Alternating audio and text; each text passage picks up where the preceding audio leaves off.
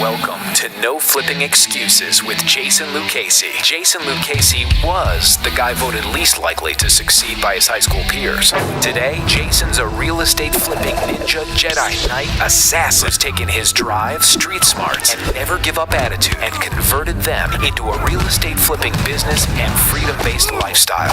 After years of being chained to a cubicle in the mortgage business, watching his coworkers go bust, customers go bankrupt, and his hairline go bye-bye, Jason decided to make a change and blaze his trail to the flipping promised land. Each episode, Jason shares real-life real estate case studies, tips on how to find, finance, and flip deals, and mindset tactics he uses every day as a real estate investor, mentor, and leader so you can free yourself from the shackles of corporate America, fire your boss, and live the life you've always dreamed of, right flipping now. Here to share the truth about flipping houses, finding sellers, delivering buyers, real estate investing without the reality show hype, and all-around general business badassery, your host, Krav Maga enthusiast, husband, and father of three, Jason Lucchese. Hey there, it's Jason Lucchese, and welcome to the No Flipping Excuses podcast show. I am so excited. I have a good friend with me here on for today's show, but before I go ahead and introduce him to you, what I'd like to do is, if this is your first time being here on the show, first of all, welcome. You're going to be in for a really good treat here. I want to make sure that you do subscribe so that you get first notification of any of the shows that we do come out with. We do come out with shows on a weekly basis, so make sure you become a subscriber. Make sure you do leave us a review. So please rate and review us. That would be extremely, extremely helpful. I will make sure that Michael Brethauer, our chief ninja officer, will send out some coupons to you, potentially from Dairy Queen. So this is kind of a big deal for us. So make sure you go ahead, do that. And I would really greatly appreciate it. You're going to be blown away with today's show. And definitely check out some of our previous shows as well, as that is something we've been able to deliver a ton of content on. Now, I want to introduce you to Dave Schneider. He's out of Elmhurst, Illinois, which is right outside of the Chicago area. And Dave just recently sent us an email about a couple of deals that he just recently got done. He got involved with our training program, Direct Deal Profits, and he just sent an email not too long ago to Michael Brethauer, who's a part of the team here, and told us about these deals. So that's what we're going to do here. We're going to talk about those deals. Dave's been in the business for a long time. So without further ado, let me introduce you to him. Dave, how you doing, buddy? Hey, good, Jason. Thanks for having me on. Yeah, thanks for being a guest here, and thanks for hopping on. I know we had some technical difficulties here to get this going, but hey, we are here now. And we're going to make this thing happen. So Dave, tell us a little bit about yourself. How long have you been in the business? Well, I'm actually a seasoned guy in the business. I started my business back in 2004, in fact. Okay. And I left a six-figure job. All my friends told me I was absolutely nuts and crazy for doing what I'm doing, because I'm leaving the security of a job, just got married, just had a baby, sold my house in Bucktown, actually in the Chicago market, and then my wife moved down from Barrington, which is a northwest suburb, and then we combined our forces in Elmhurst, and then of course I quit my job 6 months later, and then started the business. Nice. And yeah, so all roads lead to you, Jason, I guess, over the years, and funny how everything comes in your direction after all this time.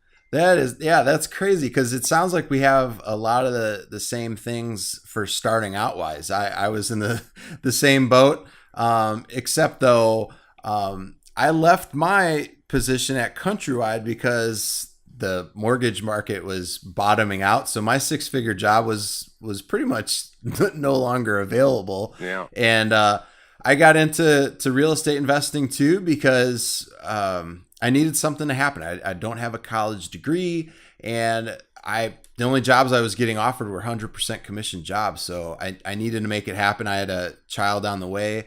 So very similar stories that we have. It seems like a lot of the folks that we talk to in life, their way of getting started had something to really like, they were really, they had their back up against the wall. They didn't give themselves a plan B. They only gave themselves a plan A, and they were going to make that plan A work regardless of the situation.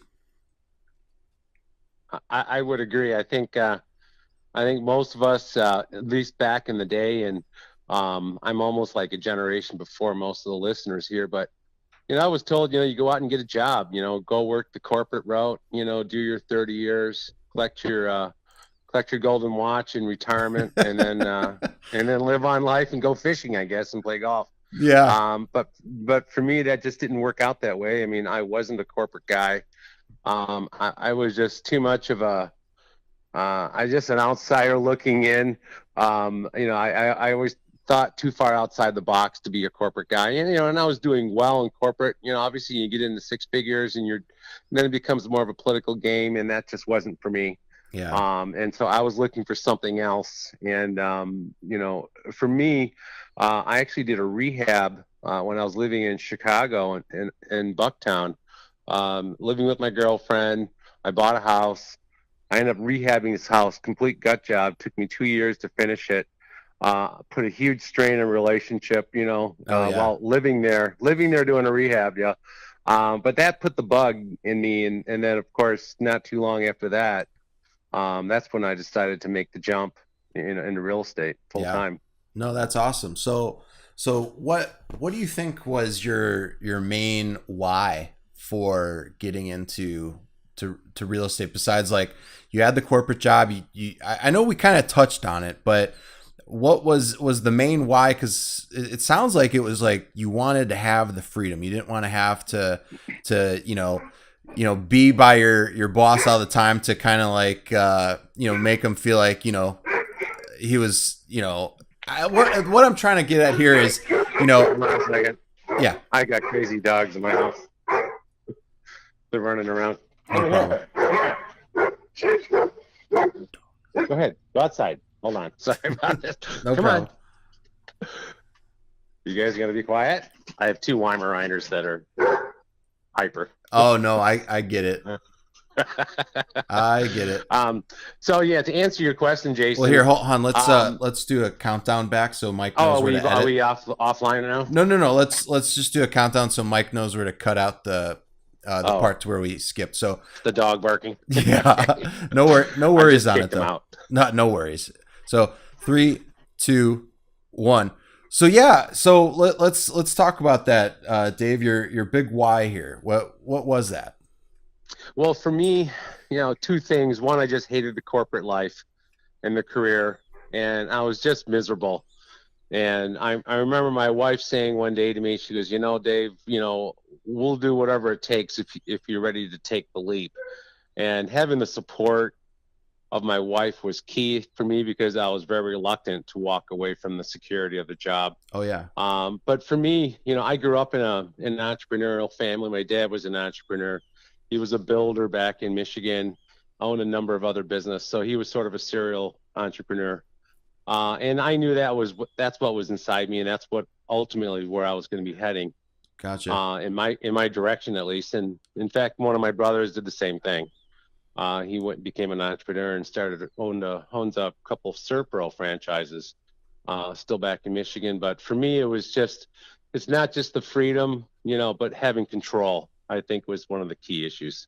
Yeah. Taking back your life, because I know when I was at Countrywide, oh my goodness, it was like 14-hour days, Monday through Friday. And then I had to give up, 5-6 hours of my day on a Saturday. So it was like, I was giving all of my time and energy to this company. And at the end of the day, if I would have been there 30, 40 years, like, I'm doing the air quotes here, like I was supposed to be doing, kind of like what you mentioned, I thought that's what I was supposed to do.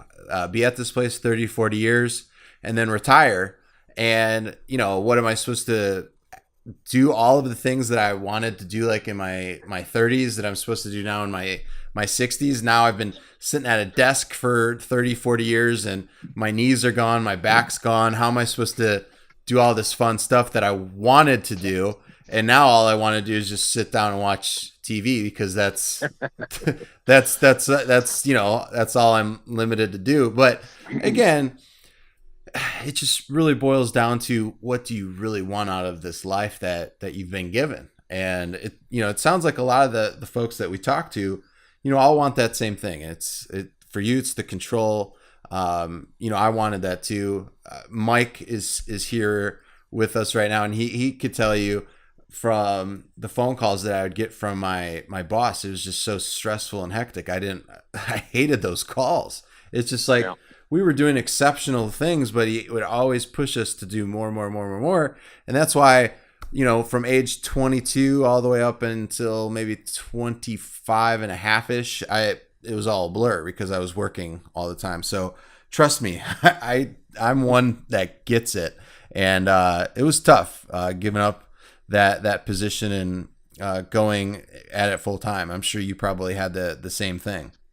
Oh yeah. I mean, I wish I would have made my decision to leap, at an earlier age. And I was probably in corporate for about 15 years. Oh, wow. Before I just couldn't take it any longer. And, I wish I would have done it at 30 or 25, I think, when you did it. Yeah. Cause for me, obviously, I was doing corporate life and I was running distribution centers, for a number of different companies. But I also realized, that my time was being stolen by everybody else. And I think that was one of the things that I found, was I want my time back. Yeah. And having time with my family. Everyone wants the same things, that's listening to this call. So I'm not going to repeat what everyone wants, because I think we all know what those things are. Yeah. But it's just a matter of what's the vehicle to get you there. And for me, it was real estate. And, and I spent plenty of hours, during lunch times and at night, reading more about different courses and buying stuff on eBay. And I think that's how a lot of us got started. Yeah. Grabbing that Carlton Sheets course, which I don't think he even does those infomercials anymore. But I watched those stupid infomercials for probably 2 or 3 years before I finally said, I'm going to go check it out. Really pissed off. I came home from work. I was working second shift at the time. And so I'm home at 1 o'clock in the morning and I'm ordering my course on TV at the time. Oh yeah. I totally remember that. I was in high school and my mom bought the Carlton Sheets course. I was so excited because I would watch these infomercials at night, but unfortunately my mom bought it and my dad was really upset because we didn't have the extra money for it. So she had to return it. So I was all excited. That, hey, I'm going to become a house flipper here. I'm going to, right out of high school, I'm going to start flipping houses. And then next thing you know, dream completely taken away. Crushed. Yeah. But next thing you know, I ended up getting into sales. So I guess that experience helped, but I had the bug for house flipping, ever since I was in high school. I just, if I knew the things that I know now, and we all say that, if I knew the things now, I would have done this and that to get the course and to give my mom the money. And you definitely got to think outside the box. Absolutely. So let's do this. We're going to be discussing here in just a little bit with Dave on the 2 deals that he just recently did that we found out about using the Direct Deal Profits training program. I'm excited to hop into that, find out how he found the deals, how everything transpired, how the deals got closed. This is going to be really exciting. So make sure you stay tuned, stay seated. We're going to be jumping into this here with Dave and climbing into some awesome details on how you could rip off, duplicate, and start doing this in your own business. So we'll be right back. Have you been struggling to close your first real estate deal? I hear this all the time, and you're not the only person in the not having closed your first deal boat. I was there, and the feeling is horrible. I can tell you on page 103 of my book, Right Flipping Now, I address how you can easily overcome closing your first deal quickly and easily without using any of your own money or credit. My first deal closed when I was on vacation. I made $26,000. You can do the same thing. Grab a copy of my book at getmyflippingbook.com, and you can get your first deal closed for massive profits. I have copies of my book available at getmyflippingbook.com, and you can have a step-by-step plan for making profits on your first deal, closing within the next 30 to 60 days. Go to getmyflippingbook.com. That's getmyflippingbook.com. www.getmyflippingbook.com. Hey there, welcome back. It's Jason Lucchese with the No Flipping Excuses Show. I am with my good friend Dave Schneider out of the Chicagoland area. So we're going to be discussing some properties that he just recently did here not too long ago. He was using our training program, Direct Deal Profits, and really put some awesome things together here. Michael, who a lot of you guys know is our chief ninja officer, and he got the emails, forwarded it to me, and I was like, wow, this is awesome, because one of the things we do is folks that do deals, all they need to do is just send us the details of the actual transactions, and we give them the amount of money back that they paid for the training program. So we like doing that because it gets you, first of all, committed, and then we reward you with getting that back, and then you keep the program forever. So we wanted to do that, and then we also have you come on to the show because we want to help you out. This is a together thing.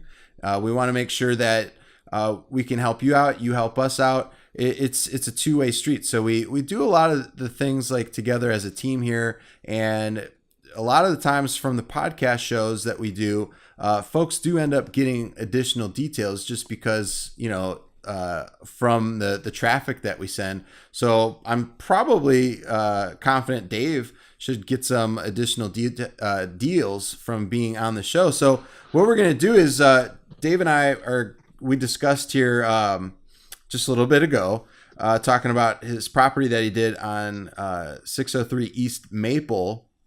And we're going to hop into that one. So Dave, let's talk a little bit about that property. Like how did this property come about? That property was a probate deal, and I did direct mail. Received a call from the trustee of the estate, and then he was the son-in-law of the lady who owned the house. Mm-hmm. And so I went out there, and looked at it, and you got the deal from the direct mail. But it was interesting is that I went out there, you do the things you do, you go out there, you make your offer, figure out repairs and so on. Mm-hmm. And then he says, well, I got a higher offer. And I said, okay, that's fine. Cause I always tell people, look, I'm not going to be your highest offer, but I will close. Right. And I'll close in a timely manner. Well, so he pursued another offer, and it was a higher offer. It was probably about $20,000 higher than what I offered. But he called me back about, because we were doing our follow-up calls, and this is really the key, and just for anyone listening, is that you have to follow up even after your offers are denied or turned down, because it's amazing. All those folks that make these high offers out there, a lot of them can't close mm-hmm. on these offers because they're just above value. Right. And they can't get funding for it. And so I was following up with him, and he, and just literally just sending him simple text messages saying, hey, how's it going? Did you close? Hope the deal turned out well for you. And he's responding back and says, hey, we need to talk. And so he got back to me. And so he, and he said, look, I'll consider your offer now if you come up, I don't know, $5,000. And so I said, sure, I'll do that. Yeah. So then we got under contract, which was great. And now it's time to sell.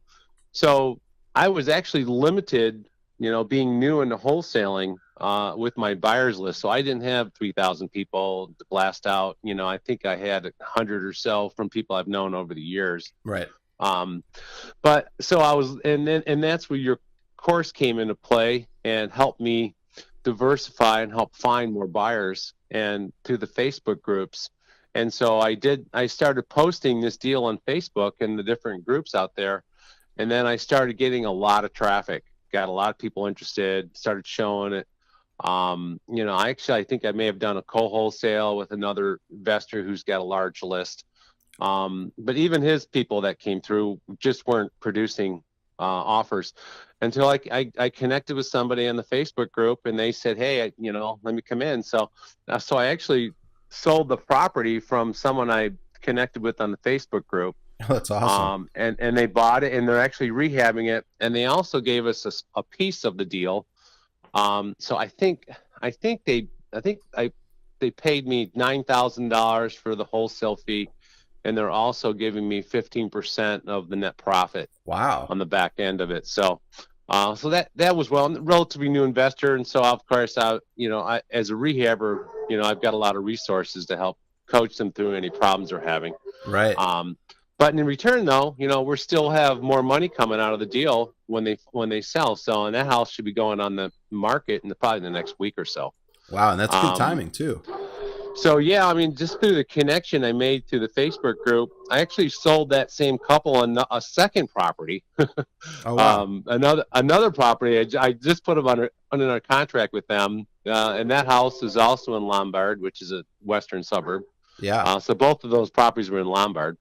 Yeah. So I've actually got them under contract on a second property, and again through the Facebook group that we connected through. So nice. Now, was that like a Chicago oriented Facebook group? Good question. I don't remember which one it was. It was because there's so many groups out there. I don't think it was a Chicago based group, but it was one of the either rehabber or some kind of investor group. Gotcha. No, that's awesome. The groups definitely help out considerably. And on this deal, I know you received the assignment fee of $9,000 for that. How much work would you say you put in on this?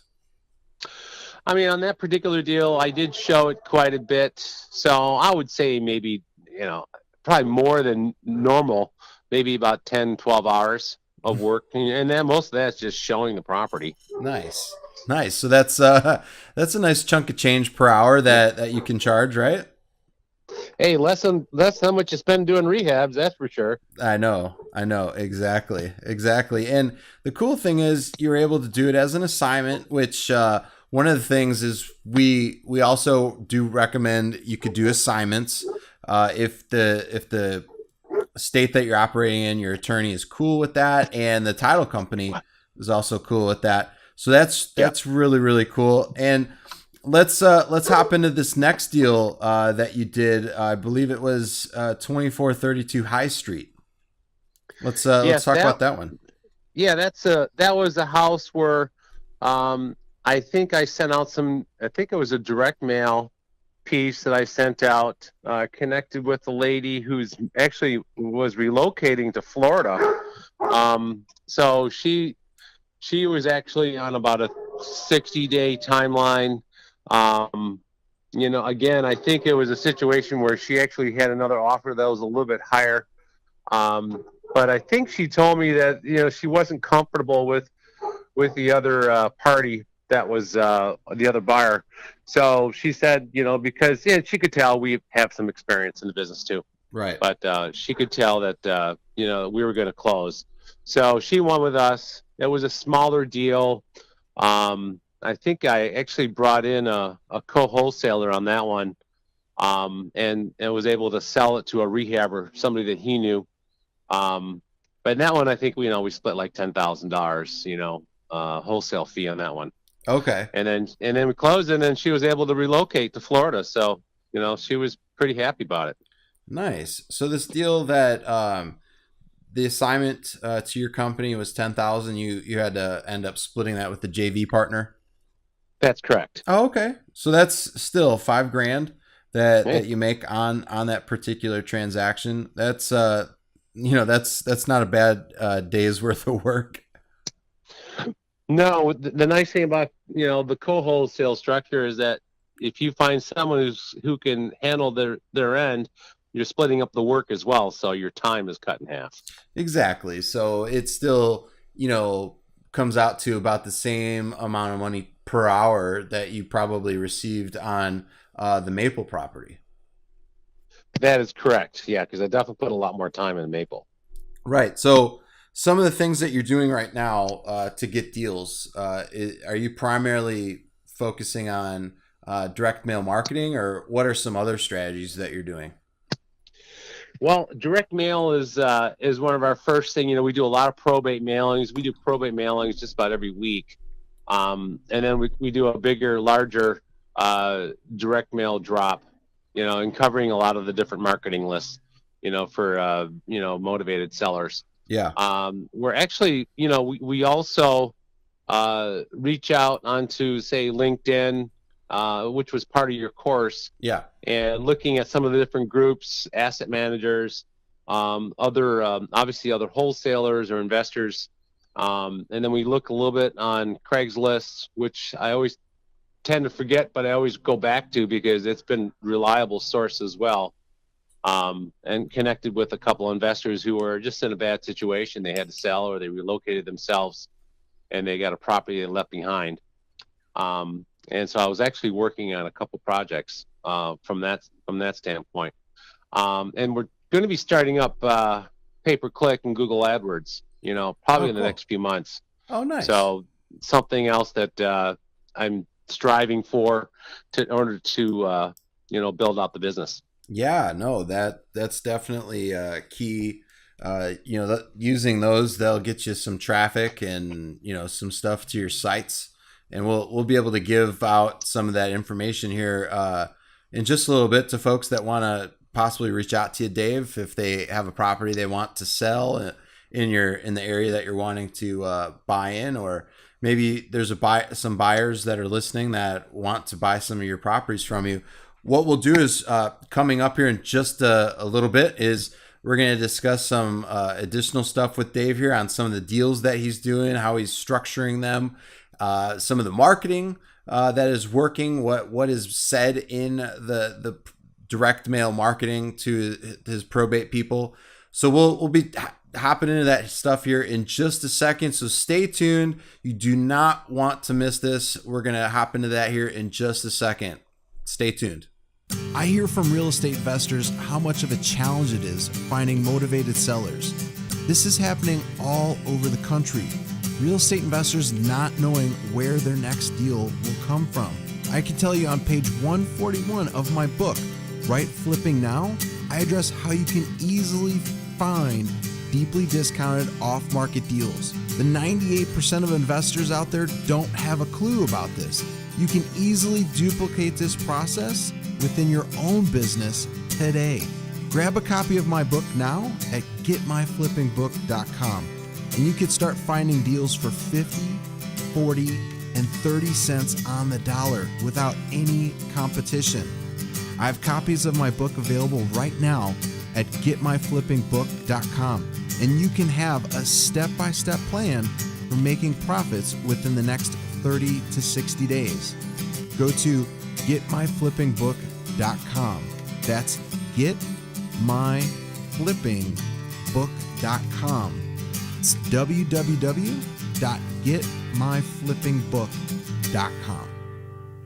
All right, welcome back. It's Jason Lucchese with the No Flipping Excuses Show. I am accompanied by my good friend Dave Schneider out of the Chicago, Illinois area, and we have been discussing some of the deals that he's recently been doing. We've been talking about how Facebook can really be a really great source for finding cash buyers that can actually close on deals, and you could also pair up with some other wholesalers out there that could potentially be a great source for having their own list of cash buyers as well. So just within the small segment of time that we've talked with Dave, we've talked about a couple awesome deals that he's done, but we're going to dive into some of the stuff that's really working for him right now for getting all of these deals. I know since he's sent us these two deals, he's actually gotten quite a few more done, right, Dave? You've gotten, what'd you say, 2, 3, or 4 deals done? That's right. 4 or 5, I think, at this point. No, that's awesome. So on those particular deals, are those probates as well? Well, I think 3 out of 4 were probably, I think, were probates. One was I'm not sure what list I marketed to, what list she was on. Could have been a vacant property. We did one, I think it was a pre-foreclosure, and one tax sale. Oh, okay. Gotcha. And most of what you're doing right now is direct mail. And one of the keys that I want to bring up here is Dave mentioned follow up. The deal that he was able to get under contract, the 603 East Maple property in Lombard, he was able to get that under contract because of the follow up. And I know we're going to talk about marketing, but before we do that, let's take a quick step back here. What does your follow up sequence look like, Dave? As far as, say somebody doesn't like your offer right off the bat, like how many times do you follow up with them until they're like, leave me alone? Like what would you say like that looks like for your follow up process? Well, I mean, I think follow up starts with building rapport with the seller when you meet with them, Yep. because that's really going to set up your relationship as well as any further communications. And I tell them when I meet with them, hey, even if you don't accept our offer, I say, hey, we walk away friends, and we'll still stay in touch with you and make sure everything turns out okay and follow up. So I sort of let them know up front when I meet with them, whether they accept my offer or not, that we will be staying in touch. A lot of our follow up is fairly simple. My wife helps me a lot with the business, and so Oh, cool. she's sort of like my customer service person, because that's really, she's got a great background in sales and customer service. Yeah. So she'll actually make the phone calls and call every week or two, just to see how the deals are going. And sometimes, and occasionally, it's just as simple as just sending out a simple text message to them saying, hey, hope the deal's going okay. Yep. Let me know if there's anything I can do to help. And sending those out every week or two, are real simple. It's not, it's not real invasive, I think, for the seller, because if they are trying to close a deal. But you also want to be an opportunist, because you want to be the first one they think of if the deal starts falling apart. And so I think in 2 or 3 of the deals that we actually got, that was the case. Yeah. Where the buyer just couldn't close. They offered too much money. They got either buyer's remorse, or their lenders wouldn't lend to them. Yeah. So in fact, we just put one under contract this week on the same scenario. Wow. And when I first met with the guy, real standoffish kind of a guy. But it's funny, we just did simple follow-ups with him, and then he finally got back and said, hey, I want to talk to you about this property again. So here we go again. We could tell what happened. And same thing. But if we weren't following up with him, he probably wouldn't have thought about us. And that's the thing, is you got to keep in front of your sellers' minds, even though you may not have the deal at the time. I think that's one of the keys to success in the business. Oh yeah. Making sure that you do have a follow-up system in place, and just keep it simple. And I think that it'll pay dividends for you. Oh yeah, simplicity is huge. And some people, especially when they're first, getting started, they may get a little upset that somebody doesn't take their offer right off the bat, and then that might ruin the relationship with that owner of record. Yeah. They may get a little turned off by that, and then it's definitely game over. But I've always been key is just always be nice, be polite, and just treat the person just like a human being. Don't treat them like they're a sale or anything like that. Just treat them like a real human being. And if they don't take the offer, I've just from talking to you, it sounds like most of the deals that come your way, a lot of it's from simple follow-up. Is that right? That's exactly right. I mean, you can't expect, you're going to have a high rejection rate in this business, as most of us know. You start doing some deals, and then you realize how many offers you had to make to get to that one deal. And, and so knowing your key performance indicators or KPIs is key. Yep. And you say you're playing the numbers game, but also, developing relationships out there and with people that you don't know what else they may have to sell down the road. And so I actually had a deal offer rejected by this one seller. But he came back to me a month later and says, "Hey, I got this house in Wisconsin I'm trying to sell now," which was also part of the estate. Wow. And so he came back to me, even though he returned down my offer to buy his house in Hanover Park, I think is where it was. But now asked me for help to help him sell his house in I forgot where, in Keystone, or no, not Kenosha, but something like that. And it was up in North Wisconsin. Yep. But he turned to me because we developed a relationship, and so even though we didn't do the deal on the first one, you never know what's going to come down the pipe. Well, people always remember other people too. Like when if you're nice to them, you're following up with them, and every single time, like you said, it's constantly building more and more rapport with them. And I think, if you continue to do that, it's going to just lead to folks wanting to send you more business. So you may do one deal with them, and then next, you never know. Maybe their sister, their aunt, their uncle, maybe somebody else in the family is like, "Hey, I've got this property. I got to get rid of it."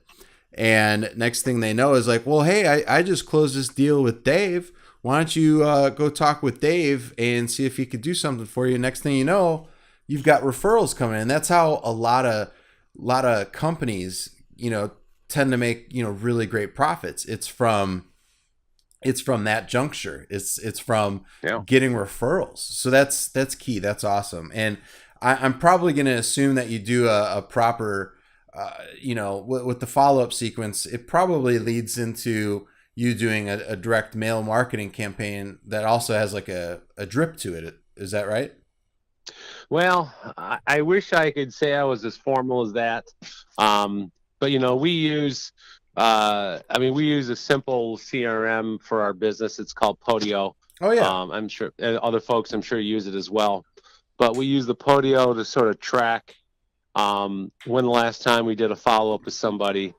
And so if you start sending out a lot of offers, and getting a lot of deals going, again, you may get 60 deals or 60 people calling in. You may offers on all of them, and maybe you make 5 or 6 of them into deals you actually close.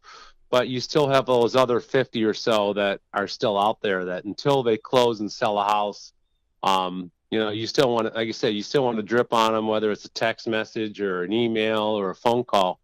Have something that's, continuing, developing that relationship, because you never know what else they may have to sell. Their neighbor might need to sell their house and it needs a lot of work, because we tell people up front, hey, we're looking for houses that need repair. We do a lot of fix and flips. That's our business. If you know somebody, or if you have other properties that maybe either part of the estate or not part of the estate, and you'd be surprised to hear other houses people may have that they may want to sell you, if not the one that you're there for in the beginning. Oh yeah, absolutely. So when you are preparing to do like a direct mail campaign, do you just send out one piece and that's it? Or do you send out, like, say for instance, you take all the people off that called you, you take all those people off, and then do you mail out to the people that you didn't hear from that first go round? Yeah, we do. We've organized about a 6-piece mailing system, and we send out every month. So if we don't hear from somebody, they get the second piece, and then the third piece, and then any subsequent pieces after that. So we'll continue to mail out until people say, "Yeah, take us off your list," or whatever. But Right. we will send out multiple pieces. The only marketing program that we do separate from the monthly is the probates, which we will pull that list every week and then send out to the new list, but then they fall into the monthly list as well. Okay. Gotcha. So they'll get the postcard, the yellow letters, the different letters and pieces, the corporate letters, and, because everybody responds to a different piece. Sure. That we all learn over time, that not everyone responds to a yellow letter. Sometimes they respond to the corporate letter. Elderly like corporate letters, younger people like informal letters. Yeah. So everyone has a different means of responding, so you have to hit them in different ways. No, absolutely. And that's what we're going to discuss here in just a minute, is some of the different marketing tactics that you can use for sending out to whatever it may be, probates, might be to notice of default leads, individuals with equity, absentee homeowners, whatever it may be. We're going to dive into that here in just a second. So you definitely want to stay tuned. Dave's doing a really cool thing with his drip campaign over a 6-week or over a 6 mail piece period, and the follow-up system, which we just discussed. We're going to dive into the marketing aspect so that you know from that standpoint what works and how you can get deals yourself. So stay tuned. You're not going to want to miss what we're going to go over here, and also some Dave's top tips that you can use for going and using that in your own business. So we'll be right back. Are you facing a roadblock with getting started in real estate? This is an obstacle a lot of brand new investors face. Building a rock solid foundation is key to building your investing empire. I can tell you on page 95 of my book, Right Flipping Now, I address how you can build a lasting foundation that won't topple over when you're on the 3rd floor. Do not avoid laying the proper foundation for your business. I've made this drop dead simple for you to just rip off and use within your own real estate investing business. Grab a copy of my book now at getmyflippingbook.com, and you can have the confidence you need to find and flip deals consistently month after month. I have copies of my book available at getmyflippingbook.com, and you can have a step-by-step proven plan for making profits on your very first deal, or maybe that second deal, closing within the next 30 to 60 days. Go to getmyflippingbook.com. Getmyflippingbook.com. All right, we are back. It's Jason Lucchese with the No Flipping Excuses show, and I am here with my good friend Dave Schneider from the Chicagoland area, and we've been discussing some cool things that he's been doing with his follow-up to his mailers, what the 6 mailer campaign looks like for him. We discussed a couple of awesome deals that he did, and he's doing deals left and right, mainly from receiving referrals from people that initially turned him down on his offers. So let's hop in here, Dave, and talk a little bit about, we don't have to give away everything, but what does your initial mail piece look like? Like, what does that, I know you talked about yellow letters, corporate letters, postcards, like what makes you select a certain piece over the other? Well, I think, we know that depending on who the recipient is, and their age as well, they'll have a different response to a piece. So, we send out like an informal postcard that may have some scratches on it and just sort of looks like it's informal because it's coming from an individual. So that's the informal postcard. It may say, hey, we've been trying to reach you or something. And that sometimes gets people confused when you say that, because they're like, I didn't hear you from you before. Right. But it's helping generate the phone call. Yeah. And so we have the informal, and that's the informal postcard. And then we have more of a formal postcard, which is really just from our company, name. For us, it's Freedom First Real Estate. So they see this postcard from Freedom First Real Estate, and it says, we're interested in buying your house, blah, blah, blah.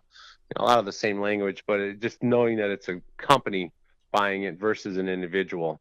And so we just rotate those back and forth between the company and the individual postcards and letters until we run the gamut of 6 pieces, and then we decide if we want to continue the list. And some we do keep, and some we turn over. Different marketing lists.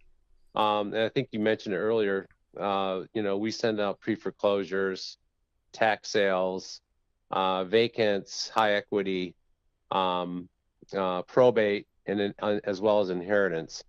Okay. So all different lists.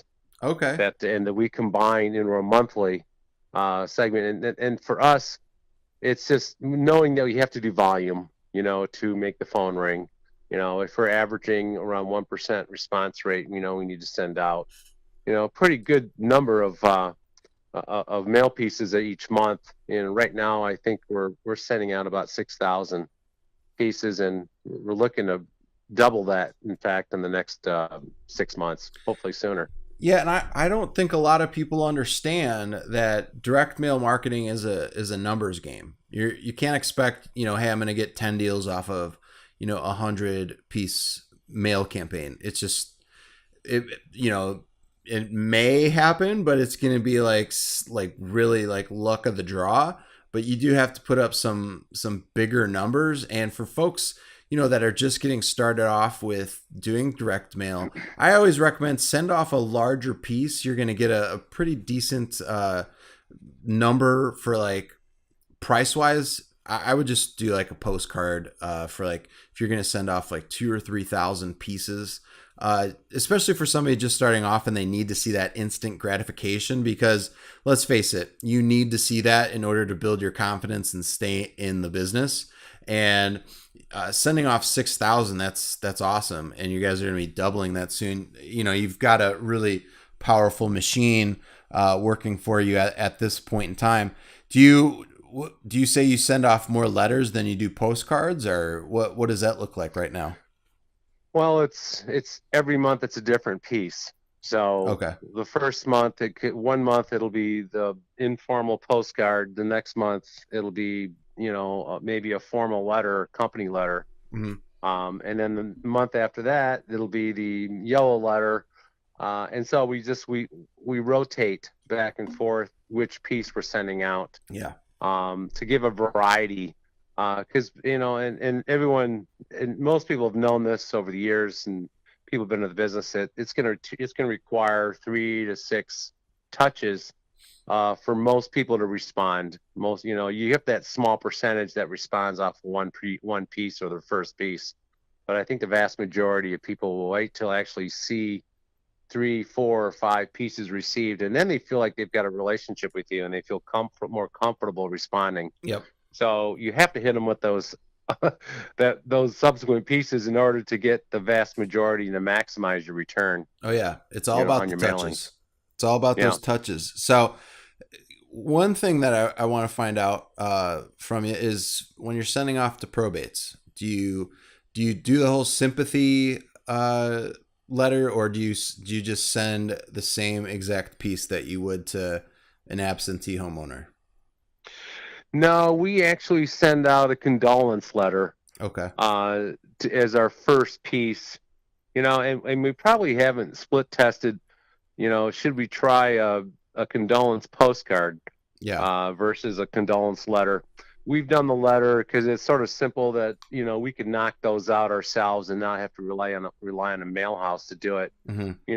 We did find a mail house, because once you start doing over 100, 200, 500 pieces, you don't want to be sitting in front of the TV for the rest of your life doing licking envelopes and postcards and all that right. stuff. So hiring and you'll find that the mail houses can do it cheaper than you can, because then they'll find ways to get the cheaper mail out rates and the postcards and so on.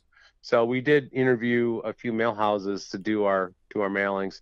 They're not perfect. They do make mistakes. Right. So you have to be aware of that, and you have to be able to catch them when they do that, so you can fix it. Yep. But I think overall, you're gonna need that mail house to save you time, and it actually will save you money. Yep. As well, in terms of doing, your higher volumes. And we didn't start out doing 6,000. We started out, a few hundred. Yep. And so we started, here's one thing I can tell, and this is a good piece of advice I can let everyone know, is don't expect a high return by sending out 100 pieces of mail. You're just not going to get it. You may get 1 or 2 calls, and those people will tell you that they want full retail.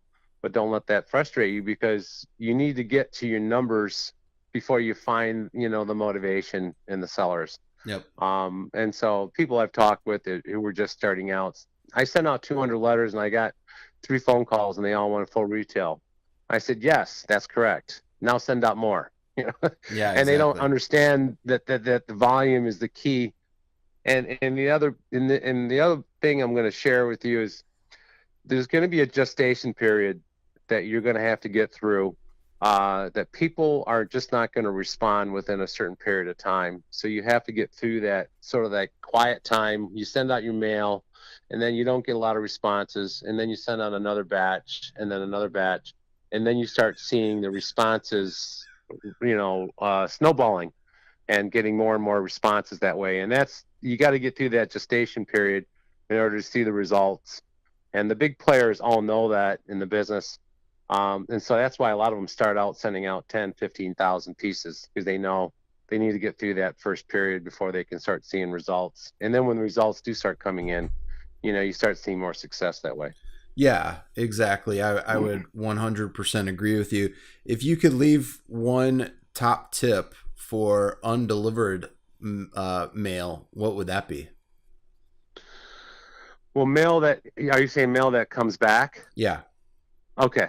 I mean, obviously you can, there's two approaches. One is that you can go with like the really cheap bulk rate where you won't get any mail back so that you won't see how much return mail.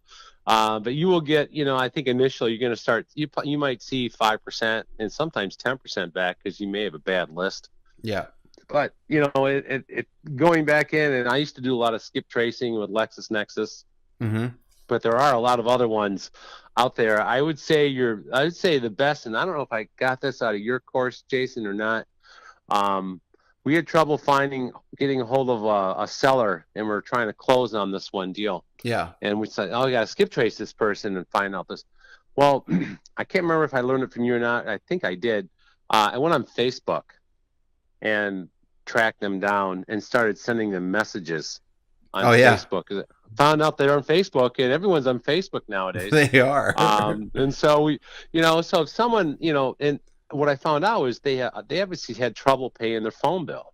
Uh-huh. And it happens to everybody. Yeah. It's not hiding the fact that we all have trouble paying bills once in a while, but they obviously had their phones, restricted.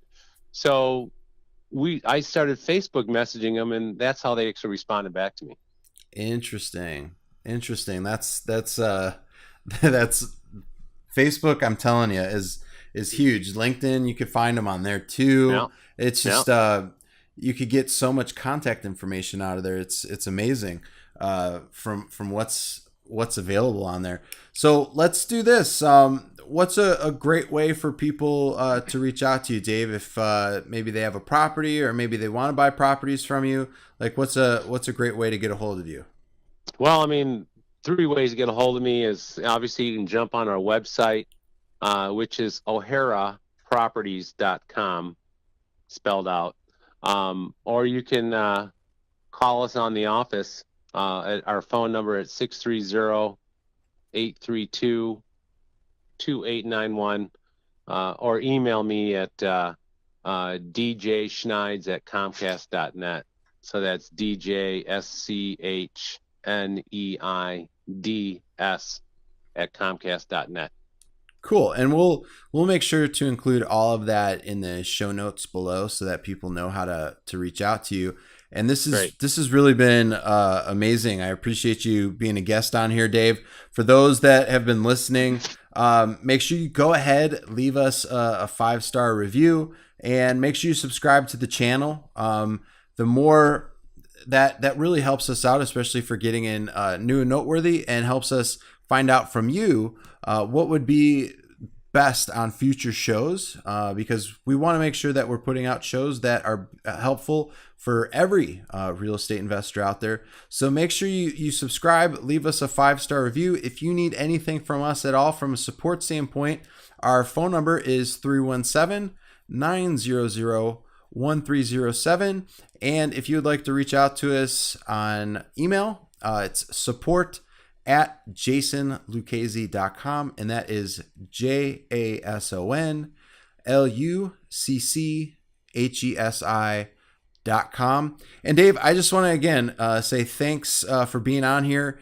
Truly awesome, amazing things that you're doing. Thanks for letting us know that the training program is working for you. Your check for the education that you got involved with, the investment that you made is coming back to you, which we do for all of our students that take us up on it, do a deal, and make it happen. So awesome, Dave. Any parting words from you, buddy? No, just take massive action. Yep. Awesome. No, I like it. Well, enjoy the rest of your day, Dave. And for you listening right now, thank you very much. And this is it for the No Flipping Excuses show. Take care. Talk to you soon. Thanks for listening. For show notes and links to anything discussed on today's program, visit noflippingexcuses.com. If you'd like to call the show, dial 317-900-1307, 24/7. Leave a message with your first name and where you're calling from, and include your question, comment, or concern. Who knows? You might end up on the air with Jason Lucchese. If you like the show, be sure to subscribe on iTunes or Stitcher. The links are posted at noflippingexcuses.com. Remember, you can close more deals now, make your own rules, and design and live an amazing life without having some jerk-off boss tell you what to do. Share noflippingexcuses.com with like-minded people you know who are ready for badassery, crushing it in real estate, and enjoying freedom to whatever you like, whenever you like it.